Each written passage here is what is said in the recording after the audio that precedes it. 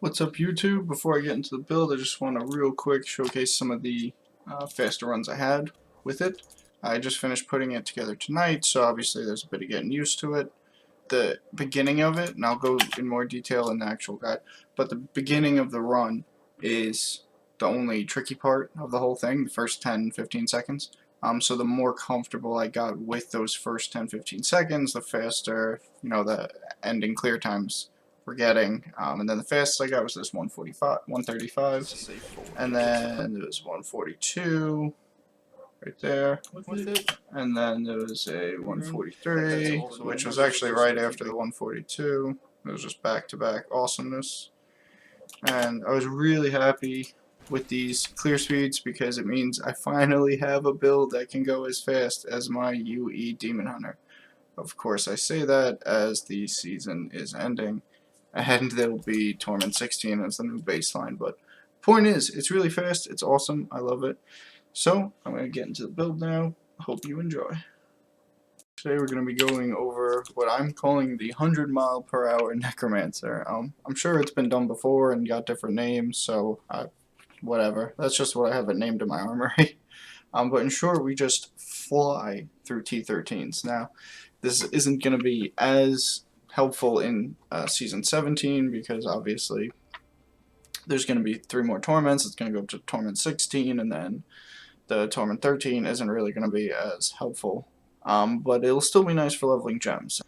So anyway, this build pretty much just goes around being as fast as it can through areas that it can one-shot.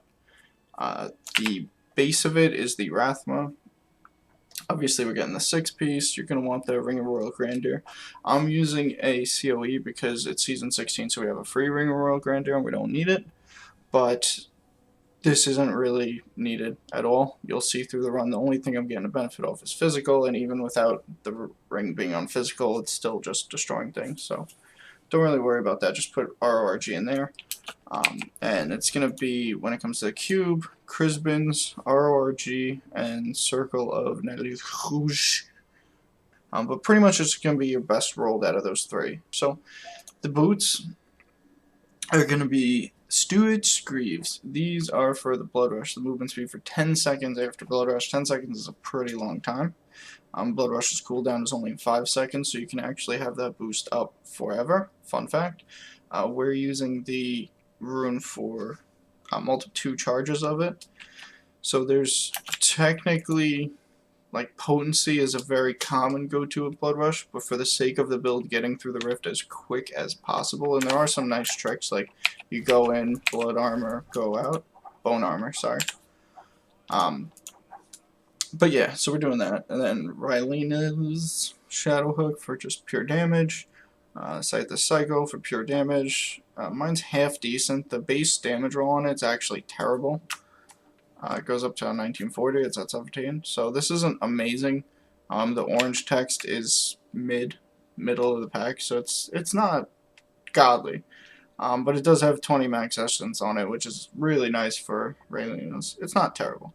We're going to use Lost Time for the offhand. So with Lost Time, and most of the time with these Rat Necro builds, the offhand really doesn't matter that much, depending on which version of it you're doing. But this is really nice. So the cold skill is reducing the movement speed of enemies. That's the slow, which actually gets the base of Crisbin's. It doesn't get the full triple, but it gets the base. So with bone armor, if we were doing dislocation, we could dive in, get everyone for the full amount, but we don't need the full triple for Torment 13 at least. GR60, everything just dies even just by being slowed. So we get to use the movement speed rune, which just stacks along with the movement speed you're getting from Lost Time itself, that proc. So crazy stuff happens and it's all awesome, obviously. Nems, we're using Nems. With the Steward's Greaves, these don't need to be in the cube, it's Stewards and Taskers. Tasker and Theo. I mean, mine just happened to be 50%, so that's kind of amazing. You'll most likely want to put Taskers in the cube and wear Stewards. I still don't have Rathma's gloves to put on to make that work, which is very weird, but that's a thing. And I need to re-roll more pieces to convert and get it, but whatever. This is 50% anyway. They just suck. A lot of my items suck. Like this wisdom is just not great. But the gems we're using Wreath Lightning purely for the movement speed. The damage benefit of it is not helping us at all. It's just another source of movement speed. We're using Enforcer. Obviously, mine's a pretty decent level. And Bane of the Trapped, also pretty obvious. And, you know, the aura's nice, but I mean, you have multiple ways to slow stuff. So, yeah.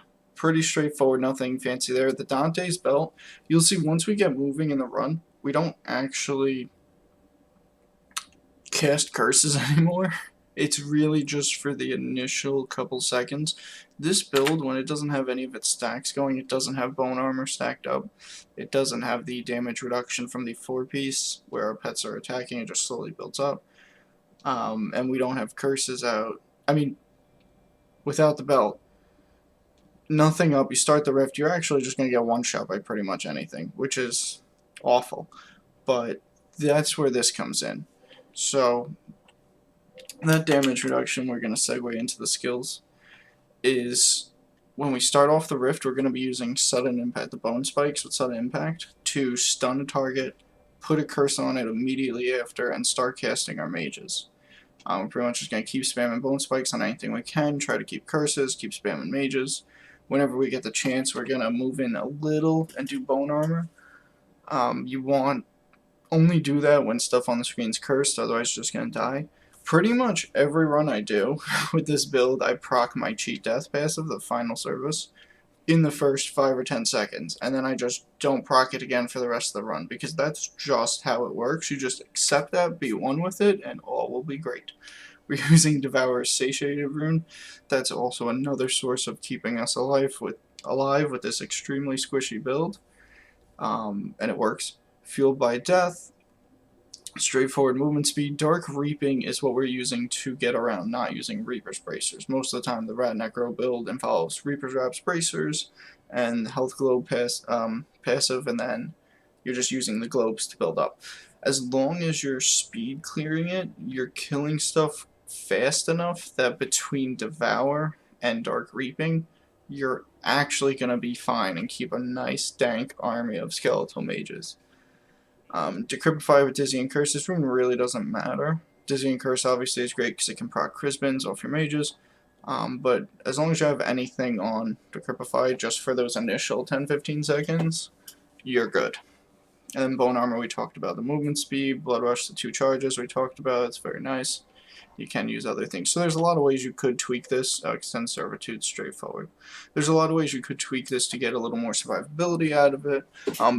More damage too, like just switching this dislocation is a huge damage buff, but you're going to lose some speed. So lots of ways to tweak it around and just make it like any other Rat Necro build. So the first thing we're going to do, we're just going to get right into the rift here, is the numlock trick for Devour. So if you hold 4 on your numpad while numlock's on, it'll just spam. You let go, it stops. But if you hold it and then you hit the numlock key, you can let go of everything afterwards. Like you just press the numlock, let go of the 4, and your guy just spam changes it. So if you are holding a key down, like the left click here to move, it doesn't spam it, it stops. So you want to either be click moving like this, or use the scroll wheel move trick where you just bind scroll wheel up and down to movement, and you can do this.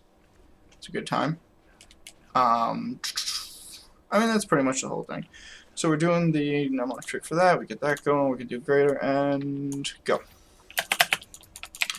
So we're going to start off with very ballsy plays here. Get a curse out. I want it somewhere else. Going to start getting the bone armor stacks. And we're still not at all safe, so we got to play a little cautious. Keep getting the curses out. Keep doing bone armor. That's a dead end. And we're not worried about the health globes because we're not using Reaper's Wraps, so that is a really nice change of pace. If anyone's done Rat Necro before, you know the feels of always worrying about picking up health globes. So we're still not super tanky, so we're kind of... Here we go. Okay, now we're moving. We got all our stacks up. We're moving. We're good. Main emphasis is on running around. And if you do manage to left click, I killed something and I don't know where the purple globes are, but I might have picked them up. I don't know. Whatever. We're just moving right along because we don't have time to just run around. Everything's just getting destroyed. So this build is probably not going to be that, I mean, this run's probably not going to be that quick because I'm kind of talking and not really going as fast as I can with it. There's also the using bone spikes. If you're quick enough with it, once you get used to the build, as soon as you see an elite, you'll left click it once just to get that bone spikes proc with the Crisbins. The sudden impact rune where it stuns them like right there, they just instantly die. Like that. It feels, when you're doing it, it feels like your left click is actually killing them. It's not, it's proccing Crisbins, but it actually feels that way because the build's so fast. Okay, we have channeling now, and we just got shafted. R.I.P. So right here, I ran around for a while without casting mages. So the first ones you cast don't have their full bonus. 12 minutes, 50 seconds. So that's not great for speed, but that was pretty sloppy. But you get the point.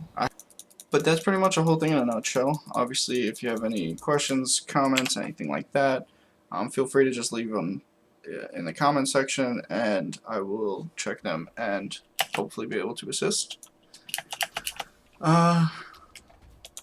This is pretty much in Season 17. I'm really just going to be using it for leveling gems in T13. I am still going to use it though. I'm just getting the gems from 0 to 51. That's it. Questions or anything, let me know. Hopefully I can help. And otherwise, take care.